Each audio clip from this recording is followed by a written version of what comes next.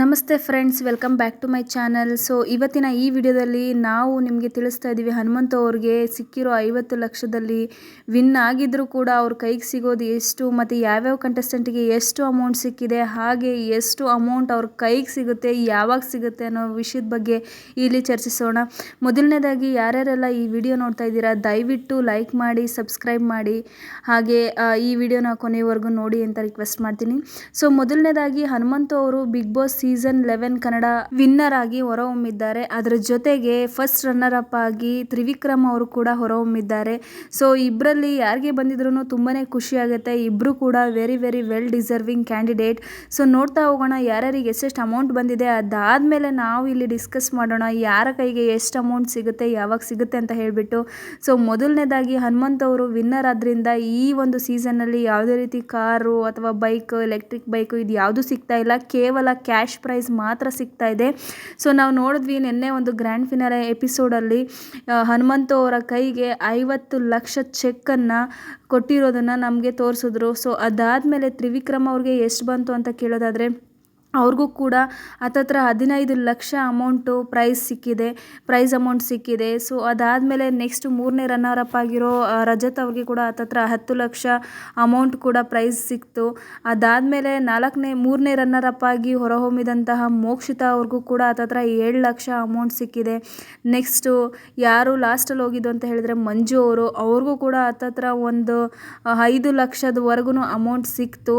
So ಭವ್ಯ ಅವ್ರಿಗೂ ಕೂಡ ಒಂದು 3 ಲಕ್ಷ ಅಮೌಂಟ್ ಸಿಕ್ಕಿದೆ. ಅಂದರೆ 2 ಲಕ್ಷ ಚೆಕ್ ಮತ್ತು 1 ಲಕ್ಷ ಕ್ಯಾಶ್ ಪ್ರೈಸ್ ಈ ಥರ ಒಟ್ಟಿನಲ್ಲಿ ಸಿಕ್ಕಿದೆ. ಸೊ ಅದೇನೇ ಇರಲಿ, ನಮ್ಗನ್ಸುತ್ತೆ ಎಷ್ಟೊಂದು ಅಮೌಂಟ್ ಬಂದಿದೆ ಅಲ್ವಾ, ಸೋತರು ಕೂಡ ಅಂತ ಅನಿಸುತ್ತೆ. ಬಟ್ ಇಲ್ಲಿ ಆಗೋದೇ ಬೇರೆ. ಆ್ಯಕ್ಚುಲಿ ನಮ್ಮ ದೇಶದಲ್ಲಿರುವ ಕೆಲವೊಂದು ಕಾನೂನುಗಳು ನಾವು ಪಾಲಿಸಬೇಕಾಗತ್ತೆ. ಇಲ್ಲಿ ಪ್ರೈಸ್ ಅಮೌಂಟ್ ಅಂತ ಬಂದಾಗ, ಲಾಟ್ರಿ ಅಮೌಂಟ್ ಅಂತ ಬಂದಾಗ, ಅಥವಾ ಕ್ಯಾಶ್ ಪ್ರೈಸ್ ಅಂತ ಬಂದಾಗ, ಇಲ್ಲಿ cash prize, lottery, prize amount ಇದೆಲ್ಲದಕ್ಕೂ ನಮ್ಮ ದೇಶದಲ್ಲಿ ಒಂದು ಕಾನೂನಿದೆ.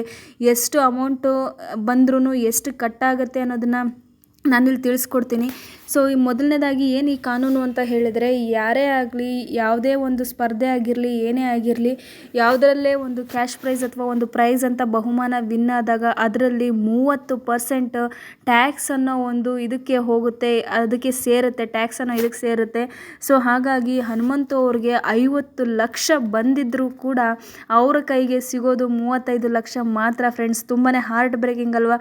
ಕಷ್ಟಪಟ್ಟು ಆಡಿರೋರು ಯಾರೋ, ತುಂಬಾ ಕಷ್ಟಪಟ್ಟು 3-4 ತಿಂಗಳು ಇದ್ಬಿಟ್ಟು ಆಡಿದ್ಯಾರೋ, ಬಟ್ ಕೈಗೆ ಸಿಗ್ತಾ ಇರೋದು ಇಷ್ಟೇ ಅಲ್ವಾ ಅಂತ ಬೇಜಾರಾಗುತ್ತೆ ತುಂಬ ಜನಕ್ಕೆ. ಬಟ್ ಏನು ಮಾಡೋಕ್ಕಾಗಲ್ಲ ಗೈಸ್, ನಾವಿರುವಂತಹ ದೇಶದಲ್ಲಿ ಕಾನೂನನ್ನು ಪಾಲಿಸೋದು ನಮ್ಮ ಮೂಲಭೂತ ಕರ್ತವ್ಯ ಆಗಿರುತ್ತೆ. ಸೊ ಹಾಗಾಗಿ ಇಲ್ಲಿ ನೋಡೋಕೆ ಹೋದರೆ ಹನುಮಂತ್ ಅವ್ರಿಗೆ ಸಿಗ್ತಾ ಇರೋದು 35 ಲಕ್ಷ ಮಾತ್ರ.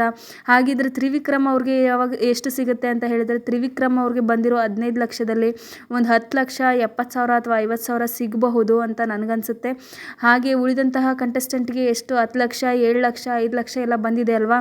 ಸೊ ಅದರಲ್ಲಿ 30%ನ್ನು ನೀವು ಕಡಿಮೆ ಮಾಡ್ಕೊಳ್ತಾ ಹೋಗಿ. ಅವ್ರಿಗೆ ಬಂದಿರೋ ಅಮೌಂಟಲ್ಲಿ 30%ನ್ನು ತೆಗೆದ್ರೆ ಇನ್ನೆಷ್ಟು ಅಮೌಂಟ್ ಉಳೀತು ಅಷ್ಟು ಮಾತ್ರ ಅವ್ರ ಕೈಗೆ ಸೇರುತ್ತೆ. ಅದಕ್ಕೋಸ್ಕರನೇ ಇಲ್ಲಿ ಏನಾಗುತ್ತೆ ಅಂತ ಹೇಳಿದರೆ, ಅವ್ರಿಗೆ ಬರೀ ಬಹುಮಾನ ಅಷ್ಟೇ ಅಲ್ಲ, 3 ತಿಂಗಳು ಅಥವಾ 4 ತಿಂಗಳು ಯಾರ್ಯಾರು ಎಷ್ಟು ದಿನ ಇದ್ದಾರೋ ಅವ್ರಿಗೆ ವಾರದ ಪೇಮೆಂಟು ಅಂತ ಕೂಡ ಸಿಕ್ಕಿರುತ್ತೆ.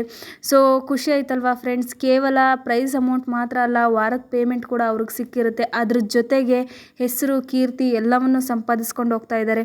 ಹಾಗಿದ್ರೆ ಹನುಮಂತ್ ಅವ್ರಿಗೆ ಯಾವಾಗ ಸಿಗ್ಬೋದು ಈ ಪ್ರೈಸ್ ಅಮೌಂಟ್ ಅಂತ ಕೇಳಿದರೆ, ಇದು 3 ತಿಂಗಳು ಆಗ್ಬೋದು, 4 ತಿಂಗಳು ಆಗ್ಬೋದು, 5 ತಿಂಗಳು ಆಗ್ಬೋದು, ಅಥವಾ 6 ತಿಂಗಳು ಆಗ್ಬೋದು. ಪ್ರೈಸ್ ಅಂತ ಬಂದಾಗ ಅವರು ಕೊಟ್ಟ ತಕ್ಷಣವೇ ನೆಕ್ಸ್ಟ್ ಡೇನೇ ಕ್ರೆಡಿಟ್ ಆಗಲ್ಲ. ಸೊ ಹಾಗಾಗಿ ಅವರು ಒಂದು 4-5 ತಿಂಗಳಾದರೂ ವೆಯ್ಟ್ ಮಾಡಬೇಕಾಗುತ್ತೆ ಸಂಪೂರ್ಣವಾಗಿ ಆ ಅಮೌಂಟು ಅವ್ರ ಕೈಗೆ ಸೇರಬೇಕು ಅಂತ ಹೇಳಿದ್ರೆ. ಸೊ ಗೊತ್ತಾಯ್ತಲ್ಲ ಫ್ರೆಂಡ್ಸ್, ಯಾರ್ಯಾರಿಗೆ ಎಷ್ಟೆಷ್ಟು ಅಮೌಂಟ್ ಸಿಕ್ತು ಅಂತ. ನಿಮಗೆ ಈ ವಿಡಿಯೋ ಇಷ್ಟ ಆಗಿದ್ರೆ ದಯವಿಟ್ಟು ಸಬ್ಸ್ಕ್ರೈಬ್ ಮಾಡಿ, ಲೈಕ್ ಮಾಡಿ. ಸೊ ಹಾಗೆ ನಿಮ್ಗೆ ಏನು ಅನ್ನಿಸ್ತಾ ಇದೆ ಈ ಒಂದು 30% ಟ್ಯಾಕ್ಸ್ ಬಗ್ಗೆ ಅನ್ನೋದನ್ನು ಕಮೆಂಟ್ ಮಾಡಿ ತಿಳಿಸಿ. ಸೊ ಹನುಮಂತ್ ಅವ್ರ ಕೈಗೆ 35 ಲಕ್ಷ ಹೋಗ್ತಾ ಇದೆ, 50 ಲಕ್ಷ ಗೆದ್ದಿದ್ರು ಅದು ಎಷ್ಟು ಜನಕ್ಕೆ ಬೇಜಾರಿದೆ ಅನ್ನೋದನ್ನು ಕೂಡ ಕಮೆಂಟ್ ಮಾಡಿ ತಿಳಿಸಿ. ಸೊ ನಾನು ನಿಮಗೆ ಸಿಗ್ತೀನಿ ಮತ್ತೊಂದು ವಿಡಿಯೋ ಅಥವಾ ಮತ್ತೊಂದು ಅಪ್ಡೇಟ್ ಮುಖಾಂತರ. ದಯವಿಟ್ಟು ಈ ವಿಡಿಯೋ ಇಷ್ಟ ಆಗಿದ್ದರೆ ಲೈಕ್ ಮಾಡಿ, ಸಬ್ಸ್ಕ್ರೈಬ್ ಮಾಡಿ. Thank you so much.